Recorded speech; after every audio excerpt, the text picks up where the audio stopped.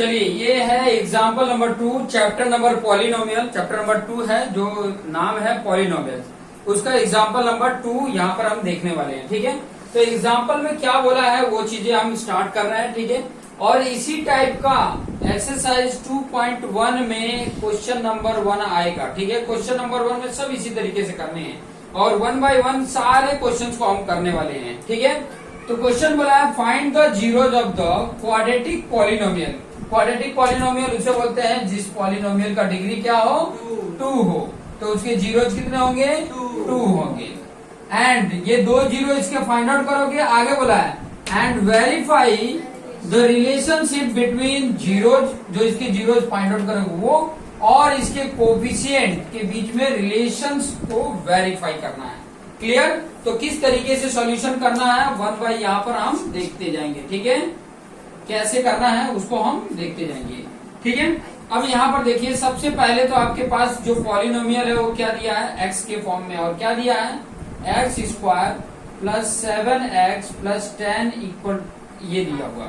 ठीक है, x square plus 7x plus 10। ठीक है, जब भी इसके जीरोज फाइंड आउट करने हो तो क्या कर लेना, px जो x के फॉर्म में है, पॉलिनोमियल x के फॉर्म में है, उसको जीरो कर लो।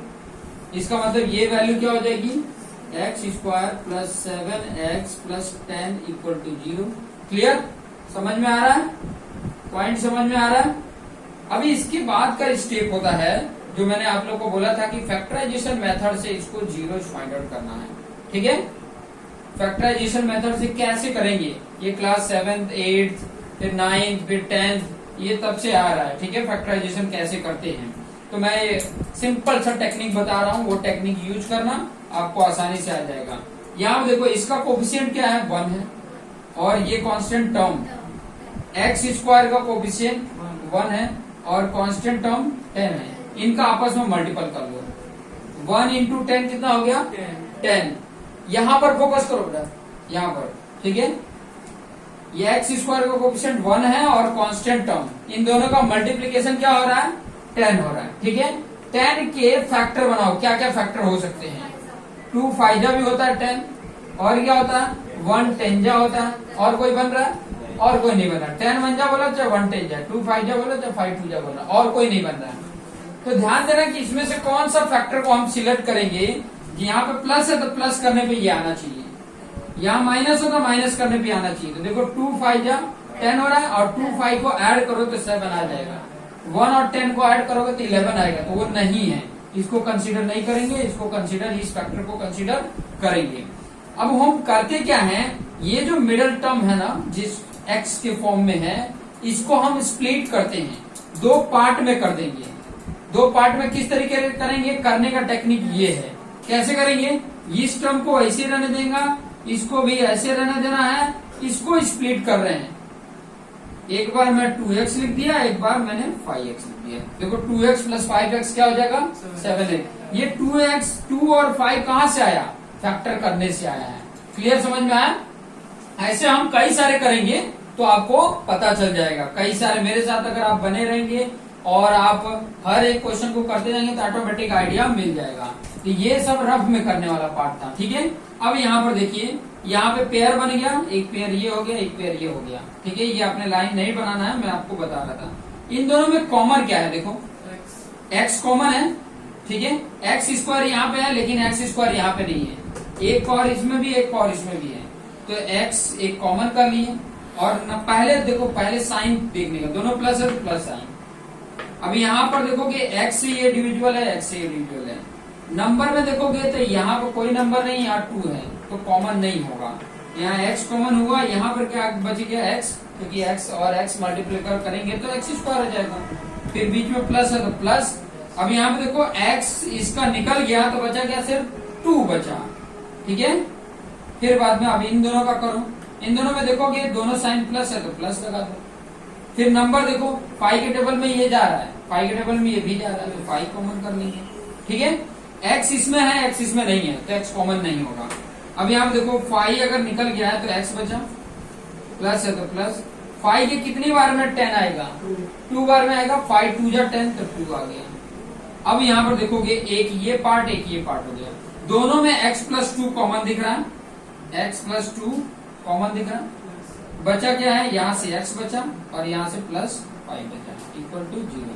अब देखो कोई चीज दो मल्टीपल हो तो कोई एक पार्ट 0 होगा तभी 0 आ सकता है, क्योंकि किसी एक में 0 का मल्टीपल करोगे तभी 0 आएगा। तो या तो ये x प्लस 2 इक्वल टू 0 होगा, या तो x प्लस 5 इक्वल टू 0 होगा। क्लियर? या तो ये टर्म 0 होगा तो इसका मल्टीप्लीकेशन 0 आ सकता है, या तो ये टर्म 0 होगा तो मल्टीप्लीकेशन करने पे 0 आएगा। अब यहाँ पे देखो ये प्लस 2 इधर जाएगा तो क्या होगा, x की वैल्यू -2 आ जाएगी, और यहाँ पे प्लस 5 इधर जाएगा तो x की वैल्यू -5। तो आपके पास दो जीरोज आ गए, ये जीरोज हैं -2 और -5। ठीक है, समझ में आया? ये जीरोज हैं, x की वैल्यू है जो -2 भी इसमें पुट करोगे तो सोल्यूशन 0 आ जाएगा x की जगह पे, -5 भी अगर x की जगह पुट करोगे तो सोल्यूशन 0 आ जाएगा। दोनों एक साथ नहीं पुट करना है। ठीक है, अभी ये जीरोज हो गए हैं तो जीरोज को हमने इंडिकेट कर दिया है। एक को मैंने इंडिकेट किया अल्फा से -2 और दूसरे को इंडिकेट किया बीटा से वो -5। ये दिख रहा है ना ये पार्ट? चलिए, अब उसके बाद ये जीरोज मिल गए, उसके साथ साथ आपको कोफिशिएंट भी बताना है। जीरो तो हो गया, कोफिशिएंट लिख लो। कोफिशिएंट,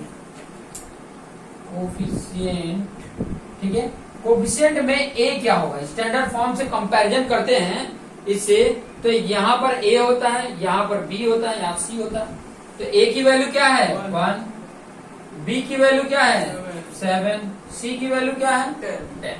अब पहला जो वेरिफिकेशन है वो क्या है, सम ऑफ जीरोज, और वो क्या जीरोज है, माइनस होता है coefficient of x divided by coefficient of x square. Clear? अब यहाँ पे ध्यान दो, सम ऑफ जीरोज का मतलब हो गया अल्फा प्लस बीटा। यहाँ माइनस कोफिशिएंट ऑफ x क्या होता है, b होता है, और coefficient of x square a होता है। अब वैल्यू पुट करेंगे। ठीक है, अल्फा की वैल्यू -2, बीटा की वैल्यू -5, यहाँ माइनस बी की वैल्यू है 7, ए की वैल्यू कितनी है 1। अब यहाँ देखो -2 और -5 जुड़ेंगे कितने हो जाएंगे -7। इधर भी क्या हो गया -7, यहाँ पे लिख दोगे वेरीफाइड। क्लियर? दूसरा वेरिफिकेशन है product of zeros. Product of zeros क्या होता है, constant term divided by coefficient of x square. ये होता है अल्फा इंटू बीटा, ये होता है c अपन a। ठीक है, अल्फा इंटू बीटा मतलब -2 का -5 से मल्टीप्लीकेशन। c की वैल्यू क्या है 10, a की वैल्यू क्या है 1। अब देखो माइनस माइनस मल्टीप्लीकेशन होकर प्लस हो जाता है, 2 5 जा 10, और यहाँ पर भी है 10। यहाँ हो गया ये वेरीफाइड। इस तरीके से ये दोनों वेरीफाइड भी हो गए। किसके बीच में वेरीफाई हो रहा है, देखो ये जीरोज है, ये कोफिशिएंट है, तो जीरोज और कोफिशिएंट के बीच में रिलेशंस को क्या करना है, वेरीफाई करना है। यहाँ पे क्वेश्चन में बोला था वेरीफाई करो relation between zeros and coefficient. तो ये दोनों वेरीफाई हो गए। पहले जीरोज फाइंड आउट किए, कोफिशिएंट बताए, फिर उसके बाद से सम ऑफ जीरोज और प्रोडक्ट ऑफ जीरो। तो इस तरीके से इसको सॉल्व करना